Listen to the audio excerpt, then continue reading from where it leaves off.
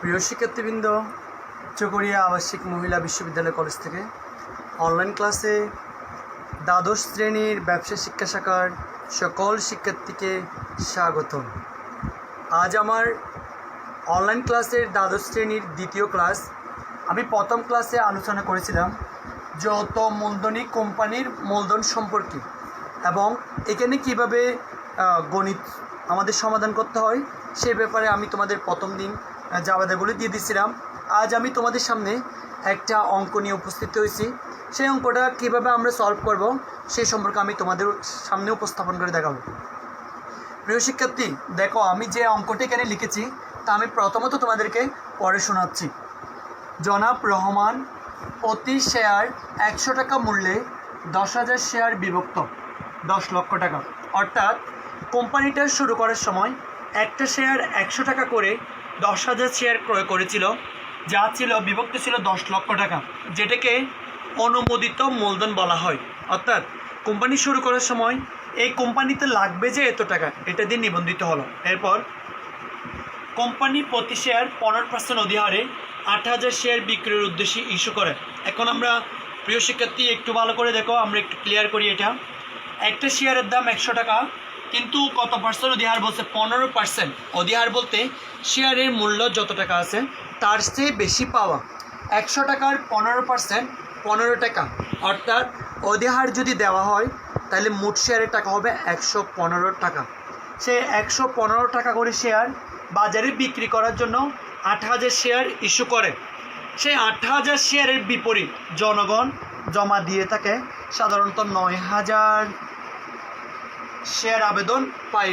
এখানে আমরা আগে থেকে বলেছিলাম যতটুকু শেয়ার বাজারে বিক্রি করব বলছি, সেই শেয়ারের বিপরীতে যত শেয়ার আমরা আবেদন পাবো সেটা যদি পেয়ে থাকি তার জন্য আমাদের একটা জাবেদা হয়, যেটা হয় ব্যাংক হিসাব ডেবিট, শেয়ার আবেদন হিসাব ক্রেডিট। প্রিয় ছাত্রীবৃন্দ, এরপর দেখো, এবং অতিরিক্ত আবেদনের টাকা আবেদনকারীকে ফেরত দেওয়া হলো।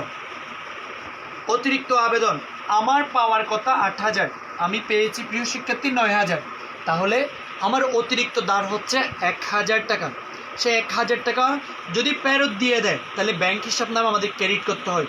প্রিয় শিক্ষার্থী দেখো, এবার আমি নিচে যে প্রশ্নগুলো লিখেছি সেগুলো আমি তোমাদের সামনে সলভ করতেছি, একটু ভালো করে খেয়াল করো। শেয়ার অধিহারের পরিমাণ নির্ণয় করো। যদি এরকম বলে থাকে তাহলে আমি এখানে লিখলাম ক নাম্বার প্রশ্নের আনসার, শেয়ার অধিহারের পরিমাণ সমান বিলিখিত শেয়ার গুণ শেয়ার প্রতি অধিহার। বিলিখিত লিখা যদি বোঝাই না যায় তাহলে আমি যেটা বলতেছি সেটা খাতায় লিখলে হবে। বিলিখিত শেয়ার গুণ শেয়ার প্রতি অধিহার। আমার এখানে বিলিখিত শেয়ার জনগণের উদ্দেশ্যে আমি বিলি করবো বলছি 8,000 শেয়ার, তাই আমি বিলিখিত শেয়ার 8,000 লিখলাম। ইন্টু শেয়ার প্রতি অধিহার, একটা শেয়ারের দাম 100 টাকা, এখানে আমি অধিহার পেয়েছি 15%, তাই আমি লিখলাম 100 গুণ 15%, যেটাকে করলে 15 টাকা। 15 আর 8,000 গুণ করলে হয় 1,20,000 টাকা। এটা হচ্ছে আমার শেয়ার অধিহারের পরিমাণ। প্রিয় শিক্ষার্থী দেখো, দ্বিতীয় প্রশ্ন, প্রয়োজনীয় জাবেদা দাও। আমাদের জাবেদা ছিল আমি 8,000 শেয়ার জনগণের উদ্দেশ্যে বিক্রি করব বলছি, আমি পেয়েছি 9,000 শেয়ারের আবেদন। তার জন্য প্রথম আমাদের একটা জাবেদা দিতে হবে, যেটার নাম হবে ব্যাংক হিসাব ডেবিট, শেয়ার আবেদন হিসাব ক্রেডিট। এখন দেখো প্রিয় শিক্ষার্থী, আমার এখানে কত টাকা করে হবে? এখানে আছে আমার 100 টাকা, 100 টাকা শেয়ার ছিল, কিন্তু 15% শেয়ার দিলে আমার 115 টাকা। প্রতিটি 115 টাকা শেয়ার ধরে কত হাজার শেয়ার পাইছি আমি? 9,000, যা গুণ করলে হয় 10,35,000।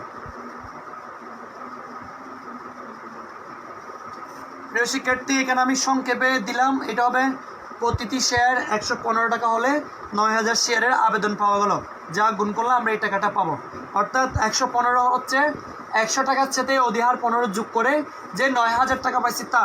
এখন এটা আমাদের মূলধনে স্থানান্তর করতে হবে, যার জাবেদা হচ্ছে তোমার শেয়ার মূলধন হিসাব, শেয়ার আবেদন আমাদের ডেবিট ছিল, এখানে এখানে এখানে ক্রেডিট ছিল, এখানে ডেবিট হবে।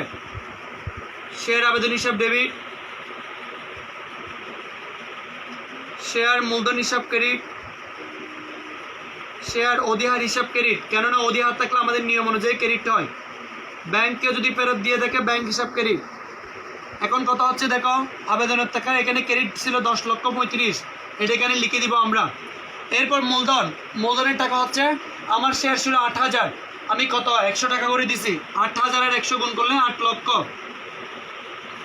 এরপর প্রিয় শিক্ষার্থী দেখো 15% শেয়ার 15 টাকা পেয়েছিলাম, সেই 15 দিয়ে 8কে গুণ করব, 8 15 1,20,000। এরপর ব্যাংক আমার এখানে 9,000 শেয়ার পেয়েছি আমি, এখানে পাওয়ার কত 8,000, তাহলে 1,000 টাকা বেশি পেয়েছি, 15 দিয়ে আমরা 1,000কে গুণ করবো 1,15,000। অর্থাৎ শেয়ার মূলধন হচ্ছে 8,000কে 100 দিয়ে গুণ, শেয়ার অধিহার 15কে 8,000 দিয়ে গুণ, ব্যাংক ফেরত 1,000কে 115 দিয়ে গুণ করলে এই টাকাটা পাবো। এখানে আমাদের জাবেদা শেষ। প্রিয় শিক্ষার্থী, এরপর দেখো তোমরা, আমরা এখানে বলছি ব্যাংক উদ্বৃত্ত এত টাকা ধরে কোম্পানির আর্থিক অবস্থা বিবরণী। আমি এখানে একেবারে করে দিচ্ছি তোমাদের আর্থিক অবস্থা বিবরণী, এখানে লিখবো আর্থিক অবস্থা বিবরণী, অবস্থার বিবরণী, বিবরণ, টাকা, টাকা বিবরণে প্রথমে সম্পদ সমূহ আসবে। সম্পদের মধ্যে আমার ব্যাংকের টাকা প্রশ্ন দেওয়া আছে, ব্যাংক হিসাব, যার টাকা ছিল 9,20,000, 9,20,000। প্রিয় শিক্ষার্থী, এখানে 9,20,000 লিখবে, সেটা হচ্ছে আমার মোট সম্পদ, আর কিছু আসবে না। এরপর দায় ও মালিকানা সত্ত্ব,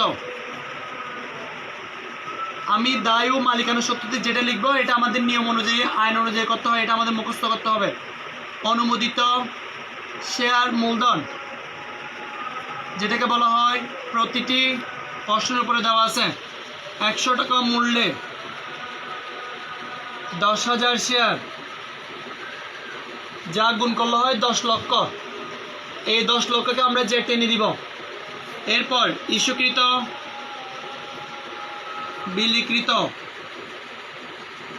তলবকৃত ও আদায়কৃত আমরা একসাথে লিখছি। প্রশ্নে বলা আছে প্রতিটি 100 টাকা মূল্যে আমি শেয়ার পেয়েছি 8,000, 8,000 শেয়ার, 100কে 8 দিয়ে গুণ করলে হয় তোমার 80 লক্ষ, 8 লক্ষ। আমরা এখানে 100কে গুণ করলে 10 লক্ষ, 80কে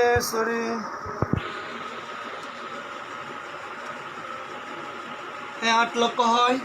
এরপর আসবে তোমার সঞ্চিত উদ্বৃত্ত নামে শিরোনাম, সঞ্চিত ও উদ্বৃত্ত শেয়ার অধিহার, যেটা ছিল আমাদের শেয়ার অধিহারের টাকা ছিল আমার 1,20,000। এখন আমরা দুইটা যোগ করে দিব, 9,20,000। তাহলে দেখো উপরে আমার সম্পদের পাশে 9,20,000 ছিল, দায়ের পাশে 9,20,000। আমি আরেকবার বলতেছি, দেখো আর্থিক অবস্থা বিবরণী আমরা তৈরি করতে যাব, সেখানে প্রথমত সম্পদ সমূহ লিখব। সম্পদ ব্যাংক হিসাব, শুধুমাত্র ব্যাংকের যদি অঙ্ক থেকে যদি টাকা নিতে হয় তাহলে ডেবিটেড ব্যাংকের টাকা থেকে ক্রেডিটের টাকাটা বাদ যেত, কিন্তু এখানে প্রশ্নের মধ্যে সরাসরি ব্যাংকের টাকা আমার দেওয়া আছে, আমরা সেই ব্যাংকের টাকাটা লিখছি, এটা আমার শেষ। এছাড়াও যদি এখানে যদি শেয়ার অধিহার থাকতো তাকে আমরা লিখতাম। এরপর দায়ের পাশে গেছি, এটা আমাদের নিচেরটা নিজেকে আগে মুখস্থ রাখতে হবে। প্রথমে অনুমোদিত মূলধন আসবে, অনুমোদিত মূলধন প্রতিটি 100 টাকা মূল্যে 10,000 শেয়ার, 10 লক্ষ টাকা। এরপর ইস্যুকৃত, বিলিকৃত, তলবকৃত, আদায়কৃত, 4টাকে আমরা একসাথে লিখতে পারি। প্রতিটি 100 টাকা মূল্যের যে শেয়ারটা বাজারে বিক্রি করবো বলছি সেটাই লিখবো, 8,000 শেয়ার, গুণ করলে আমরা পেলাম 8 লক্ষ। এরপর যদি আমার প্রশ্ন যদি শেয়ার অধিহার থাকে সেটাকে আমরা সঞ্চিত ও উদ্বৃত্ত নামে লিখবো, তার যোগ করলাম 1,20,000। এখন প্রশ্ন আসতে পারে, স্যার আপনি অনুমোদিত মূলধনের নিচে জেড টানছেন কেন? হ্যাঁ, অনুমোদিত মূলধনের যত টাকা আছে তার নিচে আমাদের এরকম দুটো জেড টেনে দিতে হবে, কেননা এটা কাউন্ট করা হয় না। দেখো প্রিয় শিক্ষার্থী, আজ আমি এখানে অধিহার সম্পর্কে একটা অঙ্ক নিয়ে তোমাদের সামনে উপস্থিত হয়েছিলাম। আমাদের প্রত্যেক অঙ্কের মধ্যে আর্থিক অবস্থা বিবরণী এবং জাবেদা প্রত্যেকবার ঠিকই থাকতে পারে, শুধুমাত্র ক নম্বর প্রশ্নটা যেটা বের করতে বলে আমরা সেইভাবে বের করব। শিক্ষার্থী, তোমরা আশা করি সবাই বুঝছো। আজকের মতো এখানে আমাদের ক্লাস শেষ। মহামারীতে সবাই ভালো থাকো। খোদা হাফেজ।